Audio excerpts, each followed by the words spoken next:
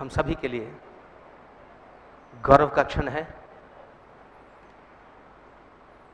आइए जोरदार करताल ध्वनि से सर का हम स्वागत करें, अभिनंदन करें। पत्रिका समूह के प्रधान संपादक परम आदरणीय डॉक्टर गुलाब कोठारी जी हमारे बीच हैं। एलएनसीटी विश्वविद्यालय के इस सभागार में आयोजित ये कार्यक्रम स्त्री देह से आगे, जोरदार तालियों से सर का अभिनंदन हम करेंगे। आज स्त्री देह से आगे शीर्षक पर वृंदा कोठारी, पुत्रवधू डॉक्टर गुलाब कोठारी मैम को, साथ ही doctor Shweta Chouksey ma'am, executive director LNCT समूह को दीप प्रज्वलन के लिए मंच पर सादर आमंत्रित करता हूं।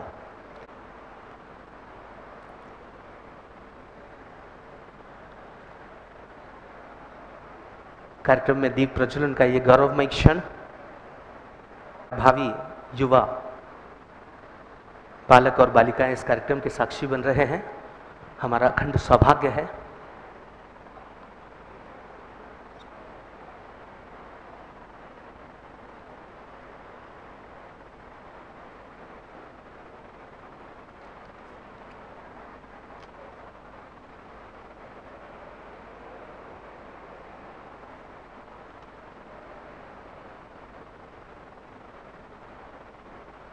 धन्यवाद मैम। कार्यक्रम के अगले चरण में मैं एलएनसीटी समूह के सचिव doctor Anupam Chouksey sir, chancellor JNCT professional university एवं प्रो चांसलर एलएनसीटी यूनिवर्सिटी को मंच पर सादर आमंत्रित करता हूं कि वे आएँ और एक सैपलिंग से आदरणीय परम आदरणीय डॉक्टर गुलाब कोठारी सर का स्वागत करें, अभिनंदन करें। जोशपूर्ण तालियों के बीच एक बार जोरदार तालियां सर के स्वागत अभिनंदन में। बहुत बहुत धन्यवाद सर।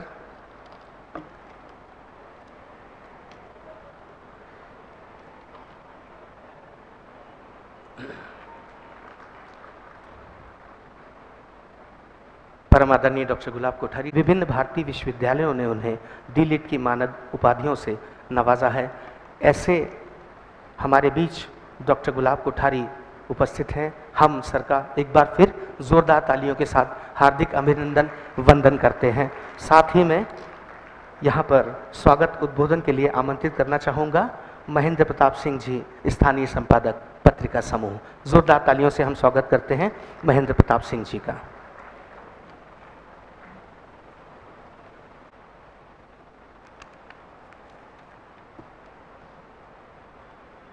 नमस्कार। महिला संवाद कार्यक्रम स्त्री देह से आगे जो चेतना से संस्कृत तक की यात्रा है, उसका गवाह बनने के लिए हम सभी बड़े सौभाग्यशाली हैं कि यहाँ उपस्थित हुए हैं। राजस्थान पत्रिका समूह के द्वारा आयोजित एक जो संवाद श्रृंखला है, उसके तहत हम ये स्त्री देह कार्यक्रम एक विशेष जो विवेचन है, इसको पूरे देश भर में आयोजन कर रहे हैं। इस आयोजन का उद्देश्य मानवीय संस्कृति के निर्माण में स्त्री की क्या भूमिका है और मातृत्व की शक्ति, आध्यात्मिक चेतना, इन तमाम बिंदुओं पर इस कार्यक्रम के जरिए आदरणीय गुलाब कोठारी जी के मुखार बिंदु से हम सारे लोग अभी समझेंगे। तमाम जो आपके सवाल होंगे, उन सवालों के जवाब भी आदरणीय कोठारी जी आपको देंगे।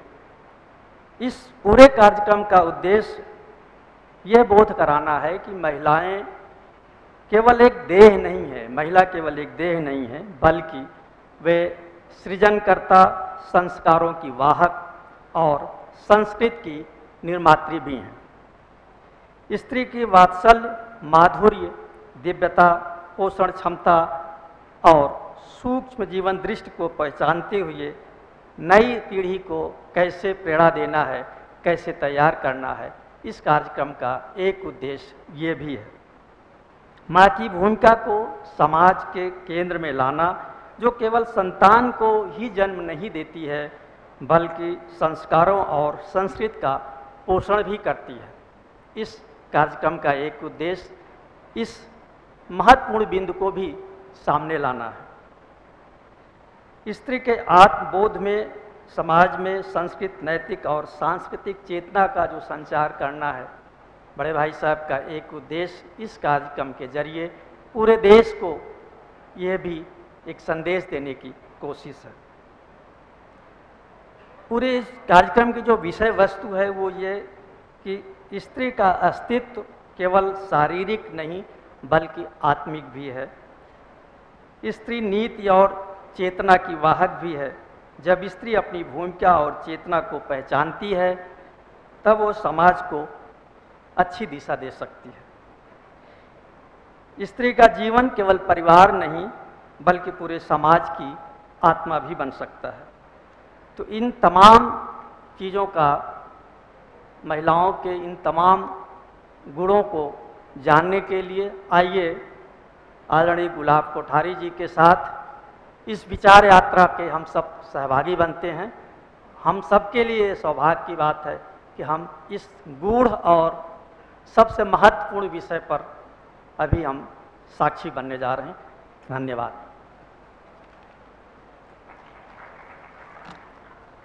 धन्यवाद महेंद्र प्रताप सिंह जी।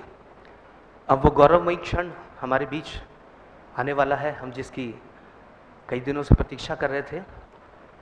परम आदरणीय डॉक्टर गुलाब कोठारी सर को रूबरू सुनने का। जोरदार तालियों से एक बार सर का अभिनंदन करेंगे हम और उनसे विनम्र अनुरोध करेंगे कि वे हमें अपने संबोधन से नवाजें। धन्यवाद सर।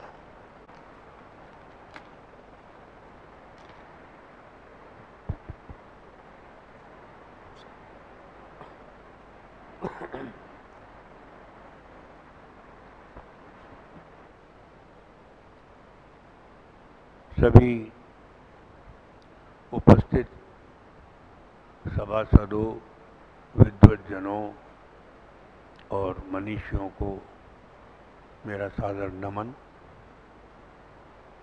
सभी छात्र छात्राओं को भी मेरी शुभकामनाएं।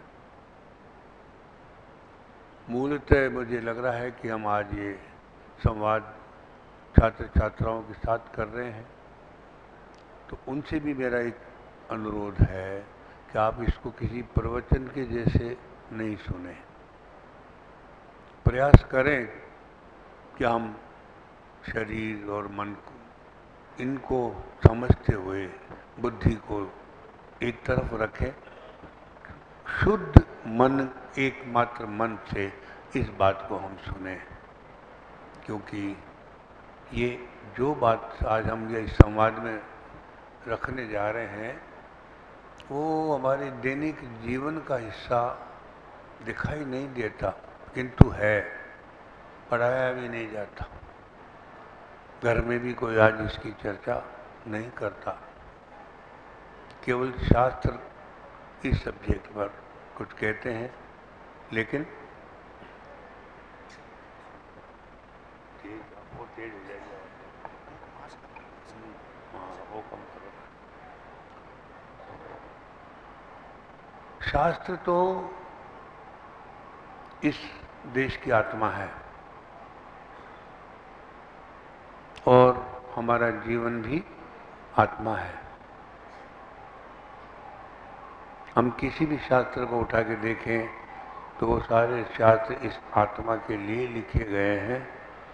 चाहे वेद हो, उपनिषद हो, पुराण हो, गीता हो, कहीं से भी उठा के देखें, कोई भी शास्त्र शरीर के लिए लिखा हुआ नहीं है। हम शरीर को देखें, हमें दो ही तो हिस्से हैं मेरे शरीर जीवन में। एक हिस्सा मेरा शरीर है, एक हिस्सा मेरा आत्मा है।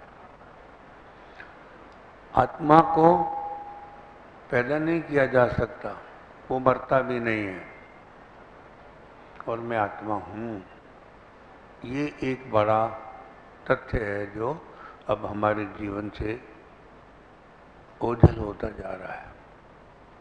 शरीर माता पिता पैदा करते हैं, उसकी एक उम्र है, उस उम्र तक हम उस शरीर में रहते हैं और उसके बाद शरीर विच्छिन्न हो जाता है, हम शरीर बदल लेते हैं।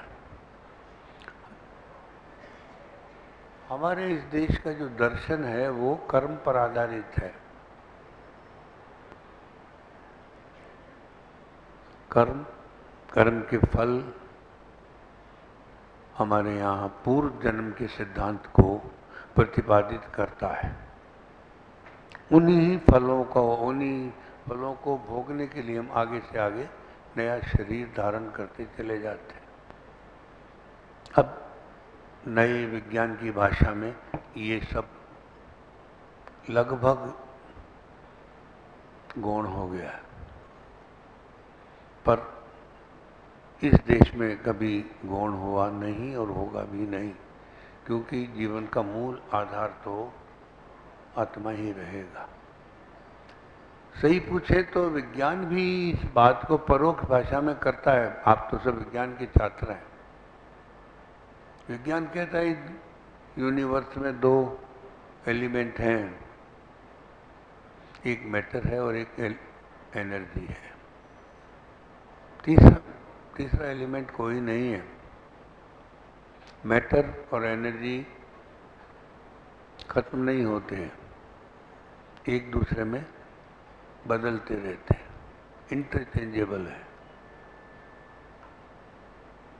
और आज विज्ञान ने ये भी स्वीकार कर लिया है कि मैटर एनर्जी बन जाता है और एनर्जी मैटर बन जाता है, तो मूल में दिखाई दो दे रहे हैं, पर एक ही तत्व है जो दो रूप धारण करता है। हम गीता को पढ़ें, वेद को पढ़ें, तो हमको भी तो यही दो बात मिलती है। हमारे यहाँ भी दो ही तत्व है। सृष्टि की शुरुआत में हम उनको ब्रह्म और माया कहते हैं, और जैसे जैसे सृष्टि में आगे बढ़ते हैं तो हम पृथ्वी पर आते आते स्थूल जीवन में आ जाते हैं। वहाँ हम इसको योषा वर्षा कहते हैं, अग्नि सोम कहते हैं, स्त्री और पुरुष कहते हैं, कई नाम होते चले जाते हैं।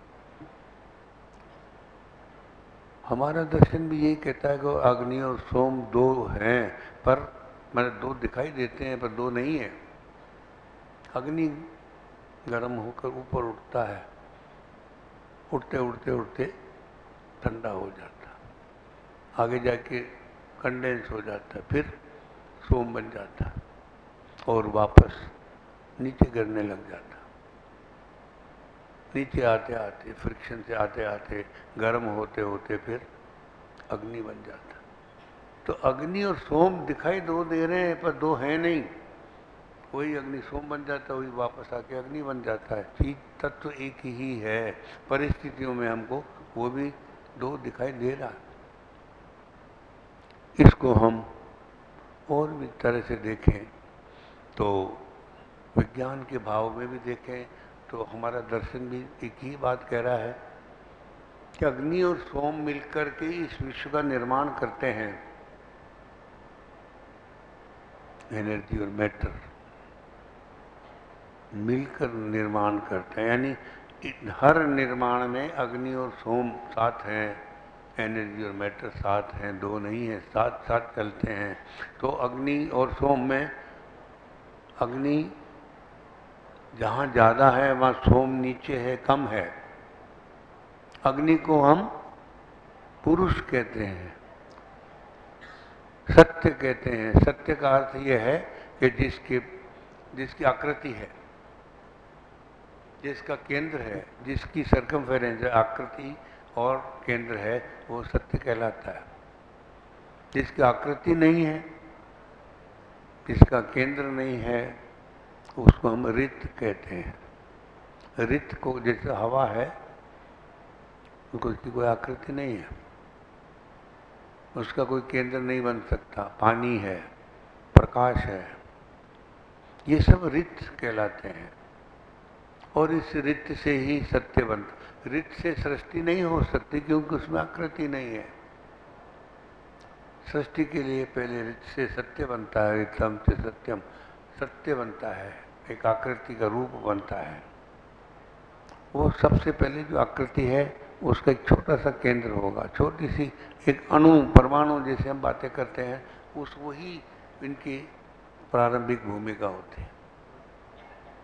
पर ये निश्चित है कि पुरुष अगर है, अग्नि को हम पुरुष इसलिए कहते हैं, आकृति है उसके पास। जो आकृति नहीं है वो सोम है। अग्नि और सोम दो को हमने सत्य और ऋत के हिसाब से अलग अलग तत्वों को एनालाइज करके एक नया दर्शन खड़ा किया हुआ है। वो हमें समझना, इसी को तो हम अर्धनारीश्वर भी कहते हैं। जो पुरुष है उसमें स्त्री भाव कम है, अग्नि है उसके भीतर सोम है। सोम जब कम होगा तो वो पुरुष कहलाता है, जब सोम ज्यादा हो जाएगा, अग्नि उसके भीतर छोटा हो जाएगा, तो हम उसको स्त्री कहते हैं, सोम कहते हैं। यही दोनों चीजें अग्नि सोमात्मक अगर है तो अर्धनारीश्वर का एक सिद्धांत इस देश के मूल दर्शन का सबसे महत्वपूर्ण सिद्धांत है। हमने शिव जी और पार्वती के भी कई चित्र देखे होंगे जिसमें आधा हिस्सा शिव और आधा शक्ति का दिखाई पड़ता है। इसको हम व्यवहारिक जीवन में देखें तो हमको एक नई दृष्टि मिलती है। पुरुष बाहर अग्नि है, आकृति है उसके पास, उष्णता है उसके पास, फैलने की क्षमता है उसके पास, पर भीतर वो सोम है। दुनिया के जितने बीज हैं सब सोम हैं, अग्नि में आहुत होते हैं, यज्ञ कहलाते हैं। यही सोम पुरुष के भीतर भी सोम बीज रूप में प्रतिष्ठित रहता है। स्त्री सोम है, बाहर सौम्य है, पर भीतर अग्नि है। मुझे ये अग्नि ताप धर्म है, उष्णता है, विखंडन है, पर सोम में स्नेहन है, मृदुता है, और अग्नि जहाँ तोड़ता है सोम वहाँ जोड़ता भी है। तो पुरुष के अब हम स्वभाव को, स्त्री के उस स्वभाव को अगर हम परिवार में देखें कि उनका पोषण हम कैसे करते हैं, कैसे हो रहा है आम घरों में, तो एक तस्वीर उस समाज की दिखाई देगी कि निर्माण हम समाज का किस तरह से करते जा रहे हैं। पहले कैसे हो रहा था, अब उसमें समय के साथ जो बदलाव आया वो बदलाव क्या है, और उसकी वजह से जो नया समाज खड़ा हो रहा है वो क्या है। और इन दोनों को देख कर अगर हम इनको एक्सटेंड करें आज से 50-100 साल आगे, तो हमको दिखाई देगा कि वो समाज क्या होगा और क्यों होगा। कोई भी परिवार का आप देखें, लड़के को उस घर में कैसे बड़ा किया जा रहा है उसको समझेंगे हम। तो उस लड़के के प्रति पूरे परिवार की, परिजनों की और समाज की एक ही दृष्टि है, और उसका एक ही नाम है कि ये लड़का है। उसकी किसी भी गतिविधि के ऊपर किसी तरह का नियंत्रण, रोक टोक आपको दिखाई नहीं देगा। वो स्वच्छंद है, स्वतंत्र नहीं है, स्वच्छंद है परिवार में। उसका जो बाहर का पौरुष भाग है उसी का पोषण हो रहा है। आधा भाग पौरुष का है और आधा स्त्रीण भाग है, स्त्री का है। तो उसके जो आधा स्त्री वाला जो हिस्सा है उसका कोई पोषण नहीं हो रहा है। उसका जो आधा स्त्री पौरुष भाग है वो ऊपर से ऊपर उसके ऊपर चिनाई हो रही है, पौरुष भाग की आग्नेय तत्व की चिनाई होती चली जा रही है, उसकी उष्णता बढ़ती जा रही है, उसकी आक्रामकता बढ़ती जा रही है, उसका अहंकार बढ़ता जा रहा है। पर पुरुष का निर्माण पूरे समाज में एक ही तरह से हो रहा है। दूसरी तरफ आप कन्या पक्ष को देखें, उसका निर्माण कैसे हो रहा है, तो आपको बिल्कुल दूसरी दृष्टि दिखाई देगी। वहां स्वतंत्रता है, स्वच्छंदता नहीं है। वहां शरीर भी है और उसके साथ आत्मा भी है। पुरुष के उस विकास में शरीर ही प्रमुख है, आत्मा प्रमुख नहीं है। लेकिन जब कन्या बड़ी हो रही है, उसके विकास को हम देखें तो वो माँ के नियंत्रण में, दादी दादा बड़े जितने घर के ज्वाइंट फैमिली के लोग हैं, सबके नियंत्रण में बड़ी हो रही है। इस देश में कन्या पूजन का जो सबसे बड़ा कारण है वो ज्ञान दिखाई देगा। उसको हम इस देश का भविष्य लेकर चलते हैं। देश को वो एक गौरवशाली संतान देगी, इस देश का सर ऊंचा उठाने वाले संतान देगी।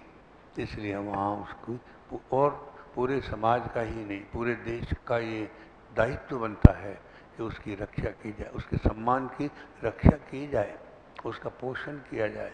ये केवल एक परिवार की ड्यूटी नहीं है। हमारे यहाँ कन्या को का स्थान शायद माँ बाप से भी बड़ा है। लेकिन जैसे जैसे वो कन्या बड़ी हो रही, आप देखो घरों में 6-7 साल की भी अगर होती है तो वो अपने छोटे बच्चों को, बहन भाइयों को खाना खिलाती है और एक माँ के जैसे रखती हुई दिखाई देगी। खिलाना, निलाना, सुलाना, सब तरह की एक्टिविटी वो संभाल रही है। उसकी समझ, उसकी गंभीरता और उसकी परिपक्वता का अनुमान यह होगा कि वो जन्म से एक मातृत्व का भाव लेकर पैदा हुई है और उसी से वो अपनी वर्तमान समाज के साथ बड़ी हो रही है। ये उसका एक भाग है। उसका दूसरा भाग है कि वो अपने शरीर का निर्माण करती जा रही है, परिवार के साथ सारे परंपराओं का हिस्सा बनती जा रही है।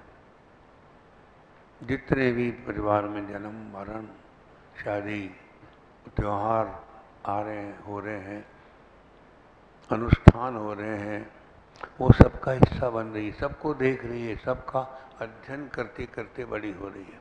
एक शोध छात्रा के जैसे बड़ी हो रही है। तब उसके ज्ञान को भी आप जिंदगी के साथ, जो उसका व्यवहारिक पक्ष है, वो बहुत मजबूत ढंग से आगे आ रहा है। तीसरा उसका पक्ष होगा निजी पक्ष है।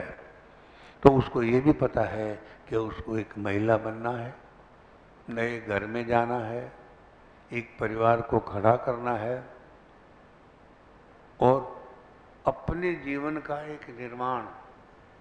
उसको पता है कि वो क्यों पैदा हुई है। ये आपको मैं बता दूं, मन में जानती है, लड़का नहीं जानता है इस बात को कि ईश्वर ने उसको क्यों पैदा किया, पर कन्या जानती है कि वो क्यों पैदा हुई है। कहीं कहीं उसके कोने में ये भी लिखा है कि उसका घर कैसा होगा, उसका वर कैसा होगा।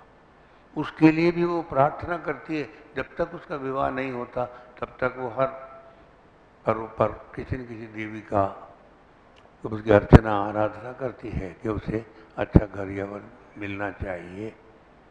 देखिए, ये उसकी विकास की धारा है। तो उसकी सौम्यता बराबर बढ़ती चली जा रही है। उसका पौरुष भाव सदा गौण रहता है, मगर है, गौण है, और उसकी सौम्यता बहुत बहुत बड़ी हो गई। आप जब ये बात शादी की आती है, एक बहुत बहुत बड़ा परिवर्तन दोनों लड़के और लड़की दोनों के जीवन में आ रहा है। यहाँ एक बात समझने की और भी है कि हमारा शरीर मंत्रों से बना है, पंचमहाभूत का बना हुआ है। आकाश पहला महाभूत है, उसकी ध्वनि, शब्द, नाद, जो भी हम कह रहे हैं, वहाँ से उसका आधार बनता है। यही कारण है कि हमारे देश में जितने अनुष्ठान है वो सब मंत्रों से जुड़े हैं और उन्हीं मंत्रों के सहारे मेरी आत्मा का निर्माण होता है। मंत्र ध्वनि दिखाई नहीं देती, आत्मा भी दिखाई नहीं देती, मैं खुद को देख नहीं सकता, देख नहीं सकती। मूल बात समझने की। अगर मैं खुद का निर्माण करूंगा तो मुझे उस अपने अदृश्य स्वरूप को समझना पड़ेगा। मैं शरीर नहीं हूं, शरीर जड़ है, पंचमहाभूत का है, पृथ्वी जड़ है, पृथ्वी को भी हम लक्ष्मी कह रहे हैं, शरीर को भी हम लक्ष्मी कह रहे हैं। शरीर में चेतना नहीं है। बहुत बहुत बड़ा प्रश्न है ये, हमको अभी आगे अपन चर्चा करेंगे इस बात की कि शरीर में चेतना नहीं है। तब जब विवाह का क्षण आ रहा है तो विवाह किसका होता है? तो शरीरों का विवाह नहीं होता हमारे यहाँ। जो नास्तिक समाज तो मैं नहीं बोलता, पर जिनके दर्शन में अधिदेव नहीं है, देवता की जगह नहीं है, वहाँ दो शरीरों का विवाह होता है। एक लड़की और एक लड़के का विवाह होता है। हमारे यहाँ ऐसा नहीं होता। हमारे यहाँ दो आत्माओं का विवाह होता है। दोनों आत्माएं अदृश्य हैं, दोनों आत्माएं प्राण रूप हैं। हमारी जीवात्मा का स्वरूप भी प्राण का है, और प्राण को अगर हमें जोड़ना है तो मंत्रों के सहारे ही जोड़ा जाता है। यानी हमारे विवाह की पद्धति प्राणात्मक होने से हमको ये अधिकार मिल जाता है कि हमारा जो संबंध है वो 7 पीढ़ियों का होता है, 7 जन्म का विवाह होता है। क्यों होता है ये भी तो विज्ञान मानता है इस बात को कि हमारे जीन्स में 7 जनरेशन्स के अंश होते हैं। भारतीय ज्ञान में तो उन अंश की मात्रा भी दी है, कितने पिता के कितने अंश होंगे, प्रपिता के कितने होंगे। इस तरह से आपको पूरी 7 पीढ़ियों के अंश भी मिलेंगे। लेकिन एक बहुत बड़ा अंतर कि जब वो अग्नि, पुरुष अग्नि है, वो सत्य रूप में है, स्त्री ऋत रूप में है। सत्य में आकृति है, सत्य के पास बीज है। ऋत के पास आकृति नहीं, सौम्य है, उसके पास बीज नहीं है। इसलिए सोम सदा अग्नि में आहुत होता है। स्त्री सदा पति के साथ जाकर रहती है। पूरी दुनिया में, खाली भारत की बात नहीं है, सभी पशुओं में भी ऐसा ही है। हर प्रकृति के नियम में ये बात शामिल है। और चूंकि ये सारा मंत्रों का खेल है, शरीर का खेल नहीं, मंत्रों से हम जुड़े हैं, तो इसकी गहनता बहुत बहुत ही नाजुक है। हमको किताबों में भी नहीं पढ़ाई जा रही है। क्यों ऐसा हो रहा है इसको समझने, कैसे स्त्री सौम्य होकर के आहुत होने जा रही है पुरुष में, क्या स्वरूप है उसका, और जिस विवाह का ऐसा वह क्रम है, कैसे उन मंत्रों के अंदर वो शक्ति है कि हम वापस अपने घर जाने को तैयार नहीं हो रहे। और 7 जन्म का रिश्ता भी ये विवाह तय करता है, और कोई तय नहीं कर सकता, क्योंकि इसमें इतनी दूसरी तरह की मंत्रों की शक्तियां आ रही है। जैसे कि मैंने निवेदन किया, पुरुष के पास बीज है, स्त्री के पास बीज नहीं है। तब जो कन्या है उसके हिस्से का बीज उसके पिता में रह जाता है। ये एक अलग से हमको अनुसंधान का विषय तो है विज्ञान के लिए, पर हमारे यहाँ तो यूं मान के चलिए कि एक सिद्धांत रूप में काम आ रहा है। ये जो बीज है, स्त्री का बीज उसके पिता के पास है, पुरुष का बीज पिता ने पुत्र को दे दिया। इस विवाह के क्रम में इस मंत्रों के सहारे से स्त्री का पिता बैठ करके साथ में, और उस कन्या के हिस्से का जो बीज है, जो प्राण भाग है, उसको मंत्रों के जरिए उस दूल्हे के प्राणों के साथ जोड़ता है। तब ये दोनों के प्राण एक जगह हृदय में प्रतिष्ठित होते हैं। देखिए, ये इतनी बड़ी शक्ति है, आप भले इसको विज्ञान पर टेस्ट करके देख सकते हैं। प्राण, ये अगर प्राणों में शक्ति नहीं होती तो हम इतने हवन क्यों करते हैं? कोई बच्चा मांगता है, कोई नौकरी मांगता है, कोई और कुछ मांगता है, और हर हवन के अलग अलग अनुष्ठान के साथ मंत्रों, अलग अलग देवताओं के मंत्र जुड़े हैं। किस देवता से हम क्या मांगते हैं, उसी के मंत्रों से हम आहुतियाँ दे रहे हैं। ये तो इस देश का सबसे बड़ा टेस्टेड समझिए विज्ञान है। और यही विज्ञान, हम भी तो प्रकृति के प्रोडक्ट हैं, हम माता पिता के प्रोडक्ट नहीं हैं। इसलिए हमको उस केवल अपने जीवन को तत्व के रूप में ही समझना पड़ेगा। हमको मैटर के रूप में हम अपने आप को कभी समझेंगे तो मेरे ख्याल से हम अपने ऊपर लागू ही नहीं कर पाएंगे।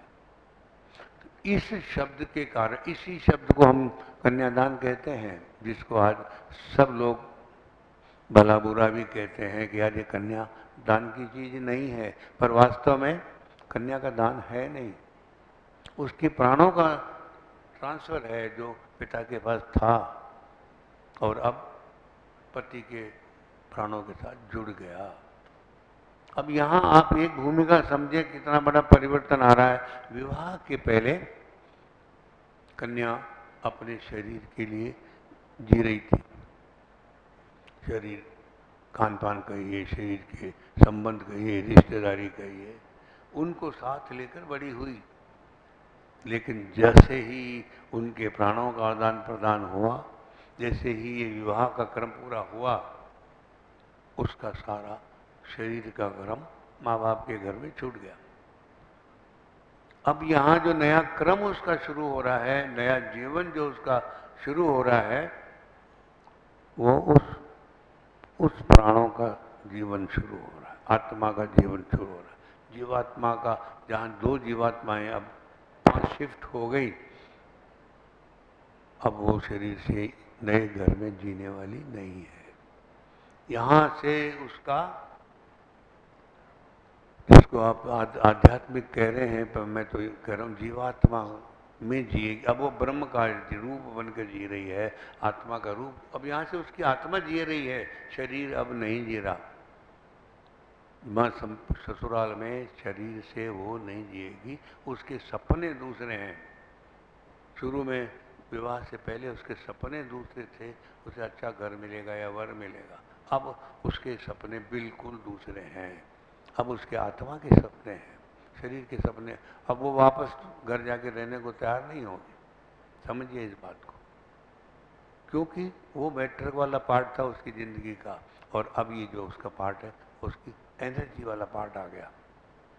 और यही एनर्जी वाला पार्ट है जो इंसान को इंसान बनाता है, दूसरे प्राणियों से सुपीरियर बनाता है। और यही वो कक्षा है, एजुकेशन है, जो इस देश का निर्माण करने वाली है। और कोई रास्ता नहीं है इसमें, किसी को कोई अलग तरह की एजुकेशन की जरूरत नहीं पड़ रही है, समझना आप इस बात को। यहीं से अब जो नया हमारा आध्यात्मिक जीवन शुरू होगा, उसमें सबसे पहली बात जो आपको समझने की जरूरत नहीं है, हम जो जी रहे हैं उसी को देखें घर में।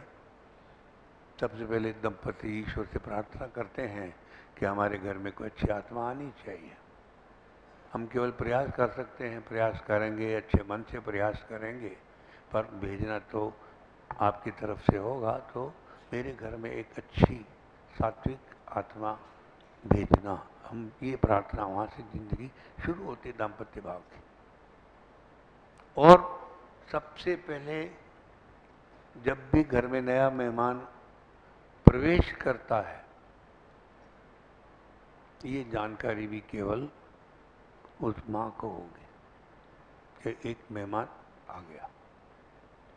कोई दुनिया की दूसरी शक्ति इस बात को उस वक्त नहीं समझ सकती, न बता सकती, न महसूस कर सकती कि इस घर में नए आत्मा ने प्रवेश कर लिया है, नया मेहमान घर में प्रवेश कर गया है। अब आप देखिए, अब यहाँ से उसकी दिव्यता का एक नया काल शुरू हो रहा है पूरा। जहाँ उसका शरीर काम नहीं आएगा, यहाँ उसकी बुद्धि काम नहीं आएगी, यहाँ उसका मन और उसकी आत्मा दो ही चीजें जिएगी, और वो दो ही चीजें नए निर्माण के साथ आगे बढ़ने वाली है। तो ये तो बहुत छोटा सा उदाहरण हुआ कि उसको पता लग गया कि उसके घर में कोई नया मेहमान पहुंच गया। पर इससे भी जो बड़ी गहनता की बात है, समझ की जो बात है, दिव्यता की जो बात है, वो ये है कि उसको ये समझ में आने लगा है कि ये जो नया मेहमान आया है कौन से घर को छोड़कर आया है। पहले किस शरीर में था और अब मेरे शरीर में आया, तो वो कौन से पुराने संस्कार साथ लेकर आया है। मैं तो अभी भी नहीं मानता कि विज्ञान का कोई उपकरण इस बात को पकड़ सकता हो कि जो जीवात्मा माँ के शरीर में आया है वो कौन से शरीर को छोड़ के आया है। पशु था, पक्षी था, पेड़ पौधा था, क्या था पिछले जन्म में। ये इससे बड़ी दिव्यता क्या होगी। मुझे इसको ये भी आपके सामने सवाल रखना चाहता हूँ। जो इस बात को समझ ले, उस स्तर पे जाकर बिना किसी प्रशिक्षण के कि ये कहाँ से आ रहा है, कैसे उसके जीवन में जितने परिवर्तन आएंगे उसी दिन से शुरू हो जाएंगे। जिस दिन से उसने दरवाजे में प्रवेश कर लिया माँ के शरीर में, उसके सारे संस्कार बोलने लगेंगे, खान पान बदल जाएगा, व्यवहार बदल जाएगा। अब सारी देखिए क्या क्या चीजें उसके व्यवहार में आने वाली हैं। यहाँ तक सपने तक बदल जाएंगे।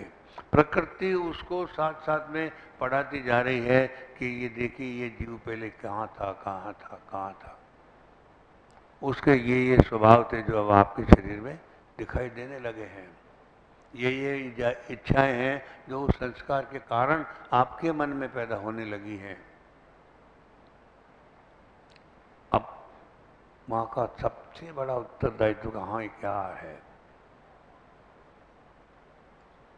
उस आत्मा को जो मान लीजिए इंसान नहीं था,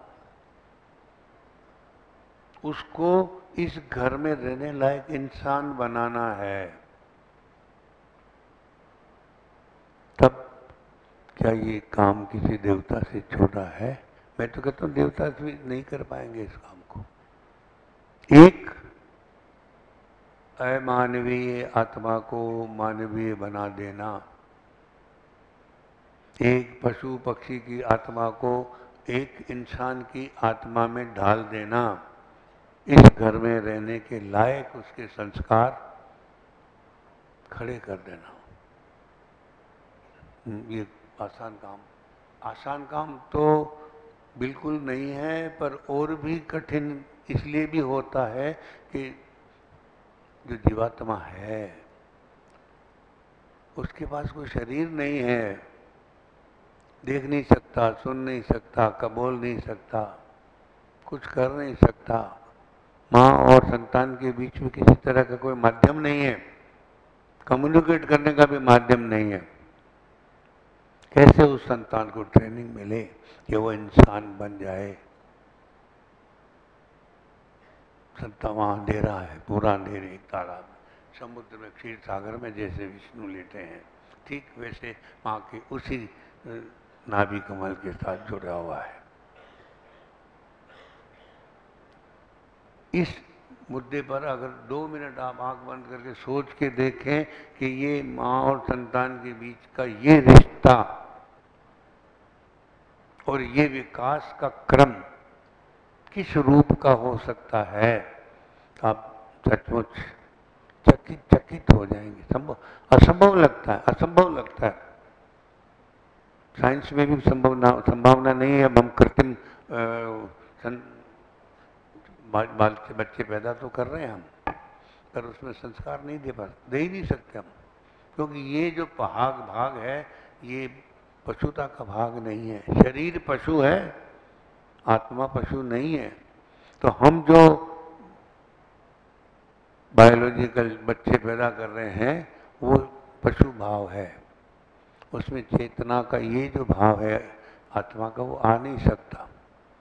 वो माँ ही उस भाव को पहुंचा सकती है, ये आप समझिए बिना, क्योंकि मन में एक भाव ऐसा है माँ का जिसका एक स्वरूप है कि अगर आपका बच्चा कहीं लंदन अमेरिका में भी बैठा है और तकलीफ में है तो माँ को यहाँ पता लग रहा है कि बच्चा दुखी है, बीमार है। तो इस भावना के लिए समय और दूरी कोई अर्थ नहीं रखते। ये वो ताकत है जिससे माँ अपने उस संतान को इंसान बनाने का प्रयास कर रही है।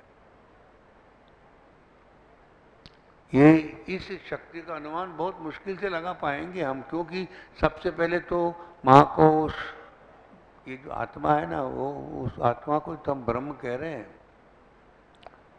उसके शरीर में, उसके घर में ब्रह्म आके बैठा है। वो ब्रह्म की माँ है, ब्रह्म का जन्म देने वाली है। उस ब्रह्म को सबसे पहले उसको ढकना है, सुरक्षित रखना है, उसका शरीर का निर्माण करना माँ का। तो वो जिस भी योनि की माँ है वो अपने संतान के लिए उसी तरह की आकृति का निर्माण करेगी पेट में।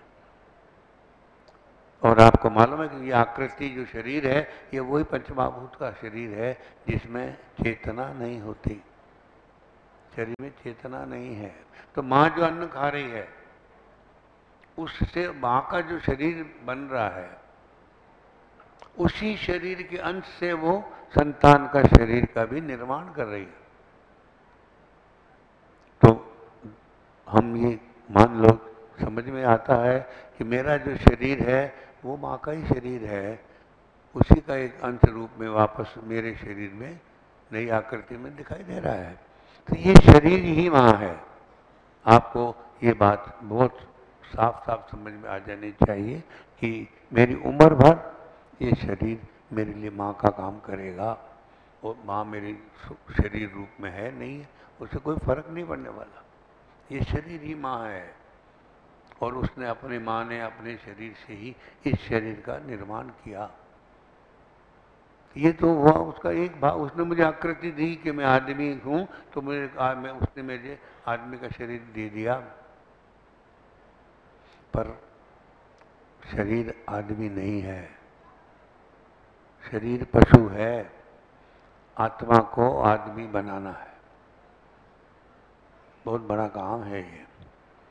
आत्मा को संस्कारित करना है, और वो काम शरीर से और इस अन्न से आसानी से नहीं होगा। फिर इसके लिए माँ को अपनी आत्मा से संतान की आत्मा को जोड़ना पड़ेगा। ये सूक्ष्म शरीर का भाग है। शरीर स्थूल शरीर है, स्थूल शरीर को हम लक्ष्मी कहते हैं। अपरा प्रकृति गीता में कृष्ण कह रहे हैं, जो अष्टधा है, पंचमहाभूत, मन बुद्धि अहंकार, ये 8 चीजें मिलके मेरे शरीर का निर्माण कर रही है। ये स्थूल क्रम है, इसमें किसी ज्ञान की आवश्यकता नहीं है। पशु और पक्षियों की माँ भी इसी अष्टधा प्रकृति के कारण अपनी संतान का शरीर निर्मित कर देती है। पर जो परा प्रकृति है, जिसमें चेतना है, जो जीव का निर्माण करेगी, जीव को संस्कारित करने वाली है, जो उस पशु पक्षी की आत्मा को इंसान की आत्मा बनाने वाली है, वो माँ है। हमको यहाँ उस माँ को समझना पड़ेगा कि वो माँ, घर में आप जितनी माएँ यहाँ बैठी हैं, वो भी कम से कम एक बार आंख मूंद के देखेंगे उन्होंने अपनी संतान को संस्कारित कैसे किया या नहीं किया। बस समाज का जो सबसे बड़ा सूत्र भी यही समझ में आएगा निर्माण का। अगर मान लीजिए माँ ने उस आत्मा का संस्कार नहीं किया, उसको इंसान के संस्कार नहीं दिए, उसको अपने घर के संस्कारों से परिचित नहीं कराया, तो क्या होगा?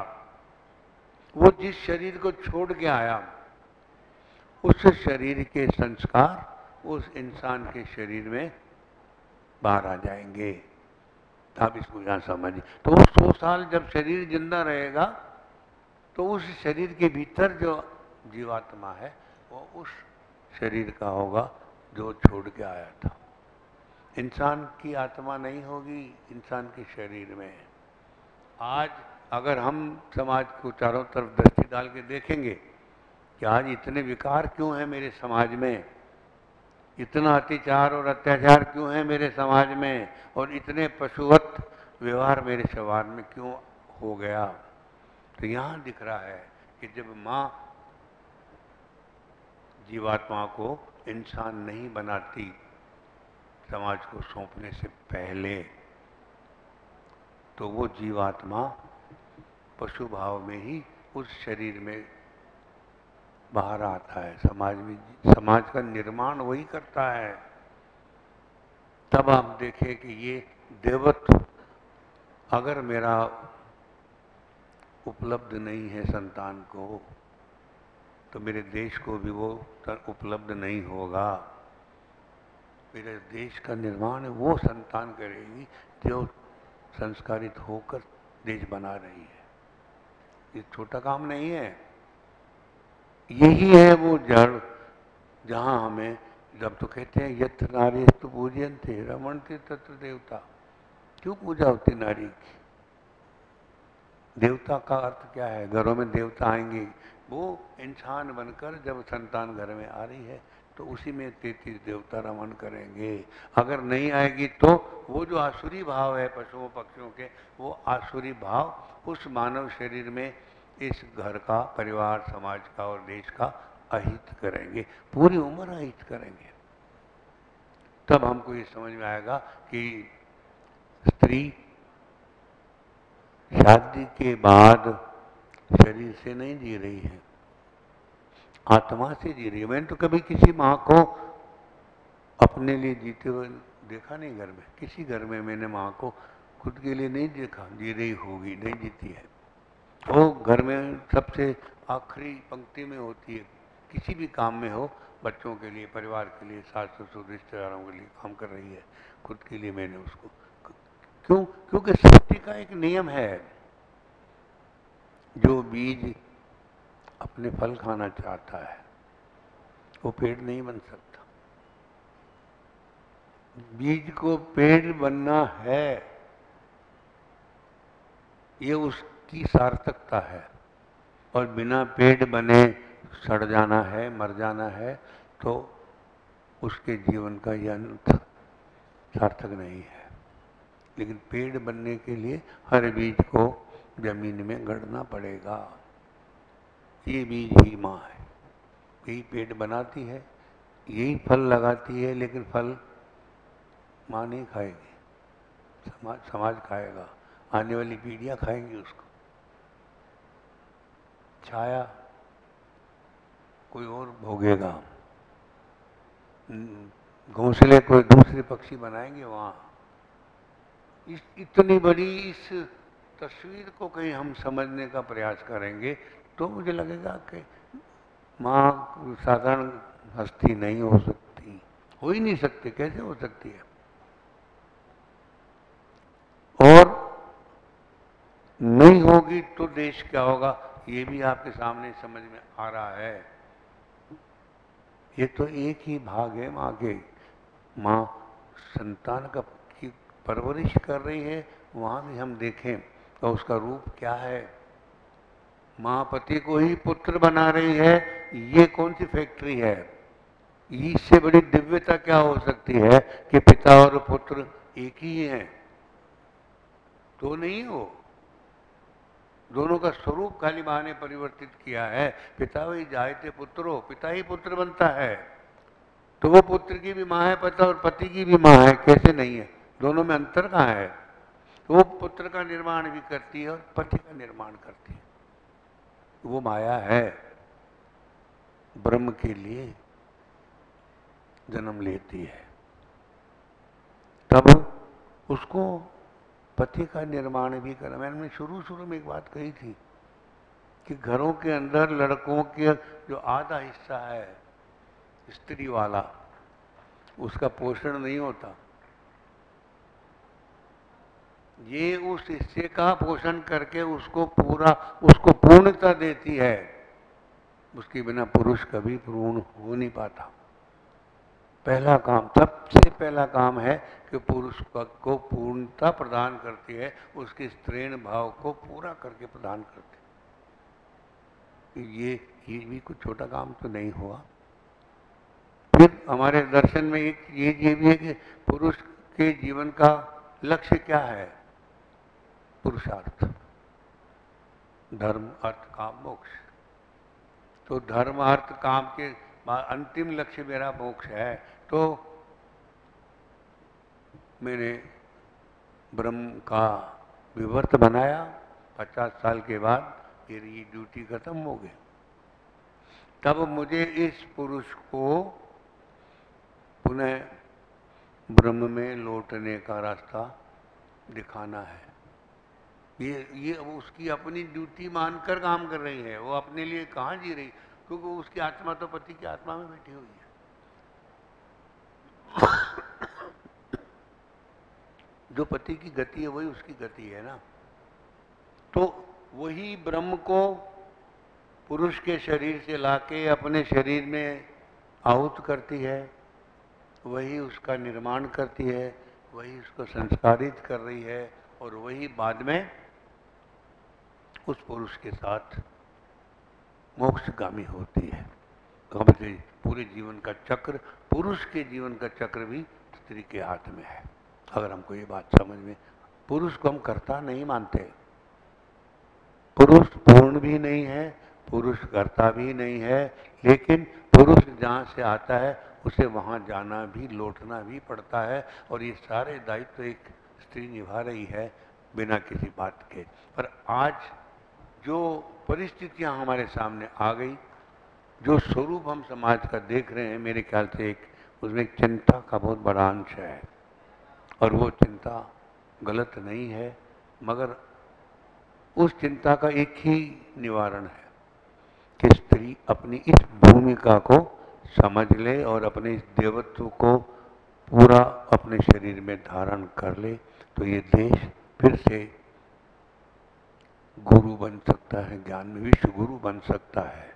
और एक शांति प्रिय विकासशील देश का अगर सपना है तो केवल ये स्त्री ही पैदा कर सकती है। नमस्कार।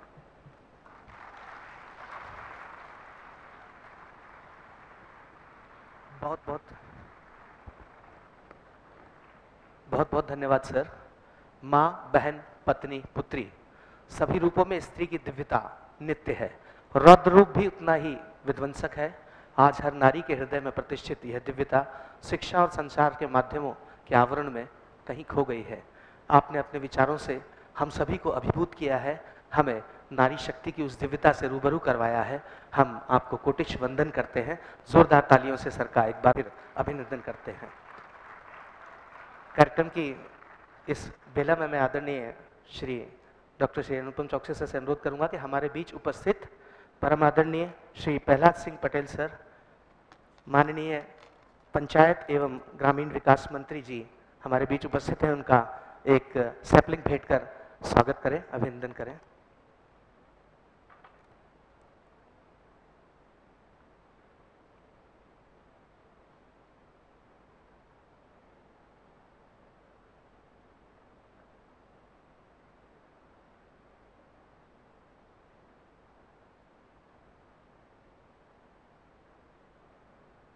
कोटिश अभिनंदन सर।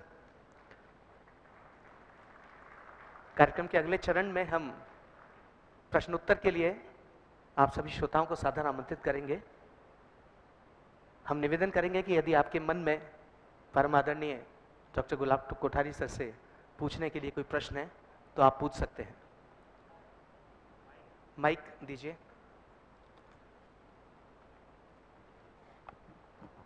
हेलो,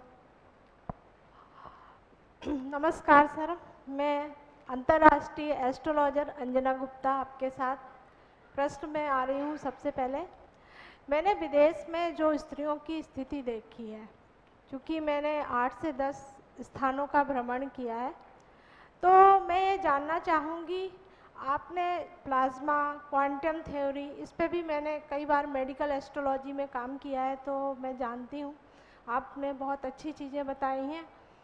पर आज मीनाक्षी की आँखों जैसी मीनाक्षी देवी कोई नहीं है। एक मछली अपनी आँखों से बच्चों को सेती है, वही एक शक्ति है, एक पराशक्ति जो आपने बात की है। ठीक है। दूसरा मैं आपसे ये जानना चाहूँगी, हमारी बॉडी में स्त्री और पुरुष एक बीच में धारी बनी हुई है।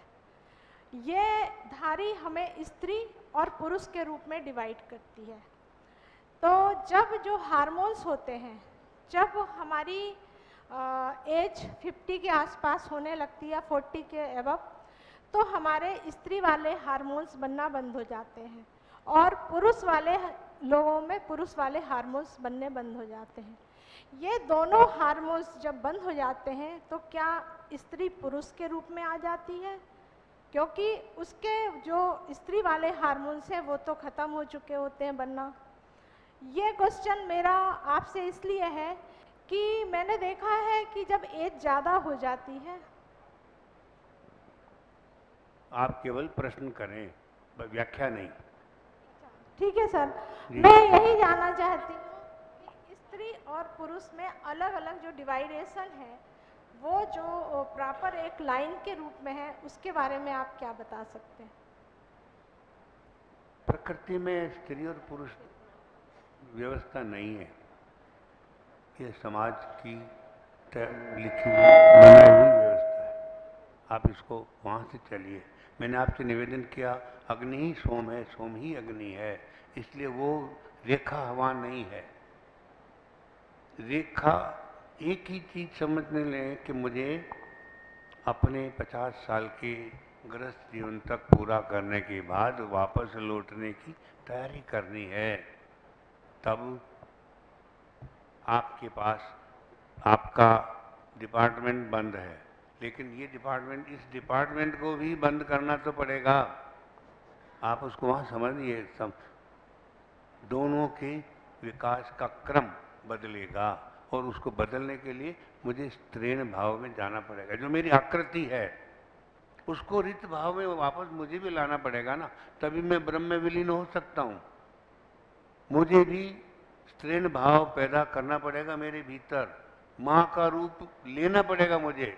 मैं कैसा भी पुरुष हूँ भले, अगर मेरे मन में वापस मातृत्व तो नहीं आया, वो माधुर्य और रस नहीं आया, रस ही ब्रह्म का नाम है, तो दोनों का जो मन है उसका माधुर्य बढ़ता बढ़ता रस भाव में बदल जाएगा, तो वही उसी का नाम मोक्ष।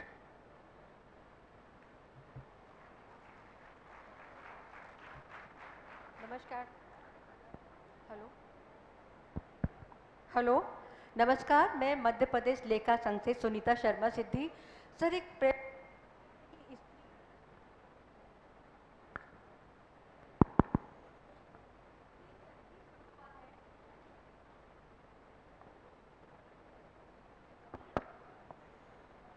मैं मध्य प्रदेश लेखा संघ से सुनीता शर्मा सिद्धि। सर, मेरे मन में एक प्रश्न है कि स्त्री शक्ति स्वरूपा है, अग्नि स्वरूपा है, फिर भी वो घर बाहर काम करती है, लेकिन उसे समाज से, परिवार से सहयोग नहीं मिलता, ऐसा क्यों? इसका कारण है कि उसका पहला जो धर्म है समाज के निर्माण का, वो उसको छोड़ देती है। वो अपना वो उसकी खुद की जो भूमिका है, उसका जो अस्तित्व है, वो पुरुष के साथ जुड़ा है। उसका जो आत्मा का भाग है वो पुरुष के भीतर बैठा है, उसके पास नहीं है। वो रित है, रित हवा है। आप समझिए, सत्य केंद्र में रहेगा और रित उसको चारों तरफ से आवृत करती है। ये रित ही शक्ति है। अगर अग्नि के ऊपर सोम नहीं बरसेगा तो अग्नि बुझ जाएगी, ध्यान रखिए इस बात का। अग्नि को खुराक चाहिए जलते रहने के लिए। वो रित जैसे ही आप अग्नि से दूर हुए वो अग्नि बुझ जाएगी। तो वो तो आपके घर के लिए भी सही नहीं है, देश के लिए भी सही नहीं है। नमस्कार, मैं नमस्कार। डॉक्टर सरिता श्रीवास्तव, अध्यक्ष ब्यूटी पार्लर एसोसिएशन। मेरा सवाल है कि शिक्षा को बढ़ावा दिया, नारी बहुत शिक्षित हुई, आगे बढ़ी और उसने कुछ करना चाहा, लेकिन वो आज भी बाहर का देखती है, परिवार देखती है, लेकिन एक पिंजरे में बंद पक्षी की तरह घुटन महसूस करती है। वो बहुत कुछ करना चाहती है लेकिन कर नहीं पाती। यह बंधन वो चाहती है कि हटे आज के ज़माने में, ताकि वो कुछ कर सके। यही मेरा आपसे प्रश्न है। Thank you. आपसे मैं चाहती हूँ कि बताइए कि ये सामंजस्य कैसे हाँ बैठता है? समझ रहा हूँ। ये प्रश्न आज करीब करीब हर नई पीढ़ी के मन में भी है। जो बात हम इसमें से ढूंढ नहीं पाए, समझ नहीं पाए इस शिक्षा के नाम से, शिक्षा ने मेरी आत्मा को छीन लिया मेरे से। शिक्षा में कहीं आत्मा की बात नहीं है, कहीं मेरी बात नहीं है। इसको हम समझें। शिक्षा पूरी शरीर पर आधारित है। नंबर 1, शिक्षा का लक्ष्य केवल कैरियर है, पैकेज है, सुख सुविधा है और शरीर से जुड़े हुए सारी आराम है। लेकिन आदमी की चिंता, आत्मा की चर्चा शिक्षा में नहीं है।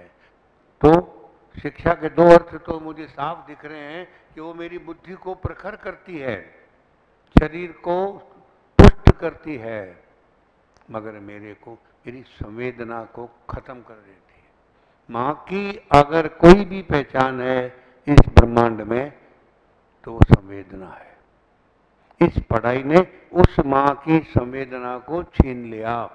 जैसे जैसे आप बुद्धिमती होंगी वैसे वैसे संवेदनहीन पुरुषों जैसी होती चली जाएंगी। आपको मैं ये पुरुष को मैं संवेदनशील नहीं कह सकता। क्यों? कि वो उसकी बुद्धि से ही वो जी रहा है। उसको जीवन चलाना है, परिवार चलाना है, समाज चलाना है। तो वो उसके पास संवेदना के बदले उसके पास बुद्धि की आवश्यकता अधिक है। माँ के पास संवेदना की, ममता की और माधुर्य की आवश्यकता है। पढ़ाई उसको छीन के लड़का बना रही है। कोई भी पढ़ाई मुझे अभी तक ऐसी नजर नहीं आई जो स्त्री के बारे में एक लाइन समझाती हो।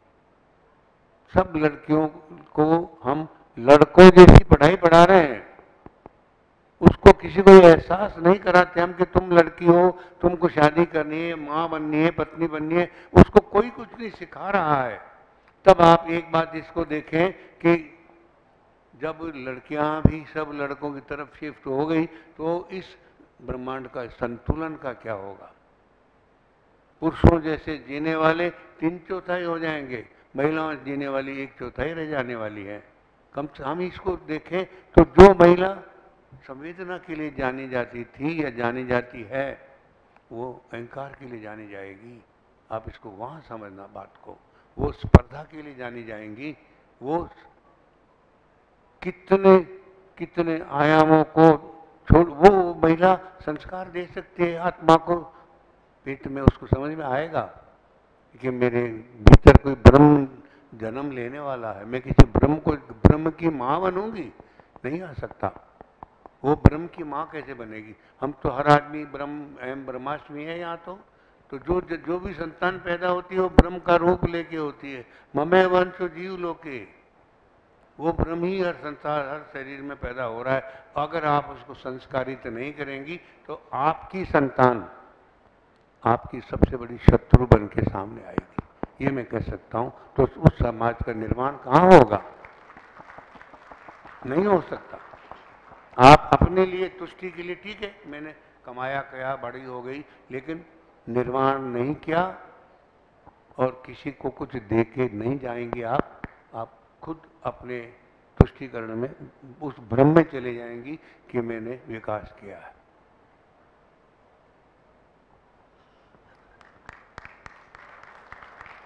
सादर प्रणाम सर। मैं doctor Bhavna Thakur, government MLB girls college Bhopal से। मेरा प्रश्न है कि दाम्पत्य का सही अर्थ क्या है?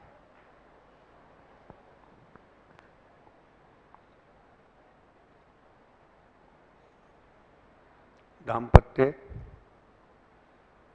हमारा तय किया हुआ कर्म नहीं है। सबसे पहले तो हम समझें, मेरे को भी प्रकृति ने जन्म दिया है, पुरुष को भी प्रकृति ने जन्म दिया है। दाम्पत्य मेरा तय किया हुआ कर्म नहीं है। पहला काम तो ये है। दूसरा कर्म यह है कि ब्रह्म ने माया को क्यों पैदा किया? अपने विस्तार कर्म के लिए। एको हम बहुश्याम। तब ब्रह्म के पास कर्ता भाव नहीं है। मुझे लगता है थोड़ा सा गीता को भी हमें एक नए पर्सपेक्टिव में पढ़ लेना चाहिए। साइंस के धरातल पर गीता को पढ़ना चाहिए, तो बहुत सारी चीजें बहुत स्पष्ट हो जाएंगी। आप पुरुष के भीतर जो बीज है, जो ब्रह्म का बीज जिसको हम कह रहे हैं, उसको उसके भीतर से समेट के खींच करके अपने शरीर में लाती हैं। कौन साइंस समझाएगा इस बात को? फिर उसको नए रूप में, नया आकार देके, नई आकृति देके, उसका विवर्त बना के, नया भाव देके, नई पीढ़ी तैयार करके समाज को सौंपती है। और उसके बाद उसको, जिसको आप अपना ब्रह्म मान रही हैं, उस पति को वापस वहीं पहुंचा रही है जहां से आप लेके आई थी। ये इस काम को क्या, इससे बड़ा काम कौन कर सकता है इस धरती पे? कि आप ही वहां से ला रही हैं और आप ही अपना कर्म पूरा करके और आप ही उसे वापस पहुंचा रही हैं। कितना कोई करता है? आज हम डॉक्टर और इंजीनियर 5 साल में नहीं बना पा रहे। वो तो देखिए 8-10 महीने के अंदर इंसान पैदा करती है, जानवर को इंसान बना रही है। ये कोई साइंस का और एजुकेशन का काम नहीं है। वो सब बेवकूफ़ बनाते हैं अपने आप को, क्योंकि वो शरीर के लिए जीना सिखाते हैं, आत्मा की चर्चा ही नहीं है वहाँ। जी सादर नमस्कार। मैं सुयश कुलश्रेष्ठ बोल रहा हूँ। आपने अभी हमको इस बात की जानकारी दी कि लालन पालन में माता पिता का संयुक्त समावेश होता है। वर्तमान परिवेश में हमारी जो आने वाली पीढ़ी है वो कहीं ना कहीं हमारे संस्कारों से, हमारे परंपराओं से कहीं ना कहीं उनका अवमूल्यन हो रहा है। करियर में या पढ़ाई लिखाई में या पैसा कमाने में तो वो कहीं बहुत आगे हैं, मगर हम देखते हैं कि संस्कारों में और हमारे परिवारों की जो परंपरा है उनमें कहीं ना कहीं पीछे होते जा रहे हैं। इस विषय में मेरा आपसे निवेदन है कि हम कहाँ गलत हो रहे हैं और हमको क्या करना चाहिए। धन्यवाद। बहुत देर हो गई। दो ही तो बात अभी हमने करी और सारी बात आज भी वहीं वापस वहीं आ रहे हैं कि पढ़ाई लिखाई कमाई करना सिखा रही है, जीवन जीना सिखा रही है, मगर जो कमाई का काम है, जो नौकरी का काम है, जो व्यापार का काम है, वो 8 घंटे का, 24 घंटे के जीवन में 8 घंटा मेरा नौकरी का, कमाई का। क्यों? कि उसके सहारे में बाकी जो 16 घंटे की जिंदगी है मेरी और मेरे परिवार की, उसको मैं व्यवस्थित रख सकूं। इस पढ़ाई ने उल्टा कर दिया, हमें 24 घंटे का नौकर हो गया। सबसे बड़ी तकलीफ तो मेरी इस पढ़ाई ने यहाँ कर दी कि घर पे भी मैं वो नहीं था जिसको भेजा था पढ़ने के लिए। इसको कभी गहराई से सोचना, दिक्कत कहाँ आई मेरे। मैं गुलाब कोठारी पढ़ने गया था, माँ बाप ने अपनी कमाई भी लगाई मेरे को पढ़ाने में। अब मैं आज एडिटर बन गया, डॉक्टर बन गया, इंजीनियर बन गया। अब मैं जब घर जाता हूँ तो गुलाब कोठारी नहीं जाता, एडिटर घर जाता है। पत्नी से एडिटर बात करता है, बच्चों से एडिटर बात करता है, माँ बाप से एडिटर बात करता है। गुलाब कोठारी तो खो गया, फिर मेरे जीवन में सुख कहाँ से आएगा? मेरे परिवार में सुख कहाँ से आएगा? तो ये किसने छीना, इस पर विचार करने की जरूरत है मुझे। और संस्कार तो सिवाय माँ के और कोई दे ही नहीं सकता, और वो उसे पेट में देना पड़ेगा। बाकी कोई संस्कार जीवन, पके हुए घड़े को आप बदल सकते हो क्या मेरे भाई? आप उसमें रंग रोगन भले कर देना, माँ ने जो पका दिया 9 महीने में घर, समझिए उस घड़े को नहीं कोई, उस आकृति को कोई नहीं बदल सकता। उस संस्कार उसने इतने दे दिए, जैसे भी दिए, पर पैदा होने के बाद उसको नहीं बदल सकते आप। कोई कहा ना उसको आप रंग रोगन करो, तुम हिंदू हो मुसलमान हो जो भी हो, वो आप भले उसके ऊपर लगा सकते हो, बदल नहीं सकते। बदलने का काम तो वापस माँ को ही करना पड़ेगा। अगर माँ खुद भी पिताजी से जीना चाहती है तो उस घर में संस्कार कभी आ ही नहीं सकता। बिखर गया मान लीजिए घर। एक अंतिम प्रश्न।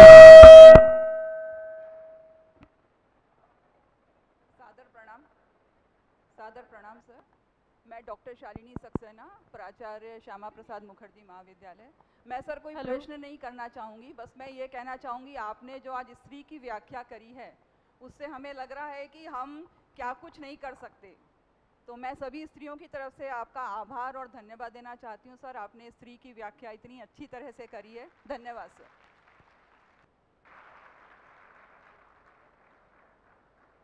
एक अंतिम प्रश्न।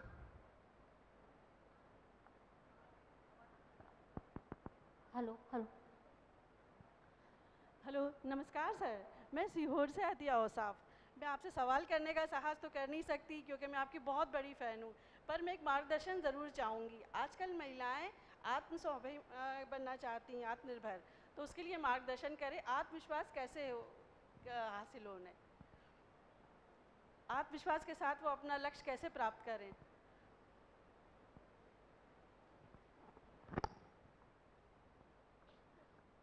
इसका कोई विकल्प नहीं है आपके पास। आपको सबसे पहले प्रकृति के साथ बैठकर अपने स्वरूप को समझना पड़ेगा कि आप स्त्री की परिभाषा क्या है। ये शरीर स्त्री का नाम नहीं है, ये पहचान है उसकी कि आप एक महिला हैं, माँ बच्चों का जन्म देने वाली है। ये स्त्री शब्द शरीर पे लागू नहीं होता है, माँ शरीर पे लागू नहीं होता है। माँ किसी तत्व का नाम है, माँ किसी समझिए बहुत बड़ी एनर्जी का नाम है, जिनको हम शब्दों में बांधने का प्रयास करते हैं वो हमारा काम। ये शरीर तो निमट जाएगा, एक उम्र आएगी चला जाएगा, फिर क्या करेगी वो पर आप तो रहोगे, उसके बाद भी रहोगे ना।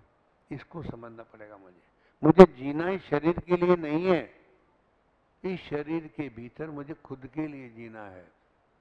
मैं शरीर नहीं हूँ। तब सोचे कि मुझे आत्मनिर्भर बन, मेरी आत्मा का स्वरूप तो समझूं मैं पहले, उसके बाद उस आत्मा को स्वतंत्र बनाऊं। आत्मनिर्भर तब बनोगे ना आप।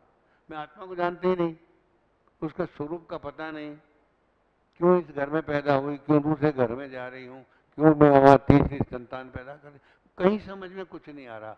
तो इस शरीर के भरोसे अगर हम अपनी भूमिका को इस प्रकृति में या ब्रह्मांड में समझने की कोशिश करेंगे तो हम कहीं पहुँच नहीं पाएंगे।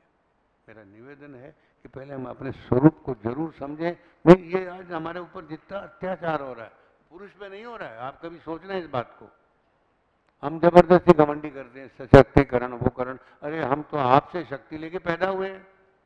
कौन सा देवता है जिसको माँ ने पैदा नहीं किया? पहले मेरे को इस बात का उत्तर दें आप। और हम मांगते फिरते हैं, अरे हम देने वाले हैं। माँ किसी से मांगती नहीं है, माँ केवल देने वाली का नाम माँ है। और आप कहाँ अपनी शक्ति स्त्री कहाँ ढूंढ रहे हैं अपने आप को? मैं कह रहा हूँ कभी उस भूमिका को तो समझ के देखें कि हम कहाँ खड़े हैं। मेरा हाथ ये नहीं हो, मेरे को तो देना है, देने के लिए पैदा हुई हूँ मैं।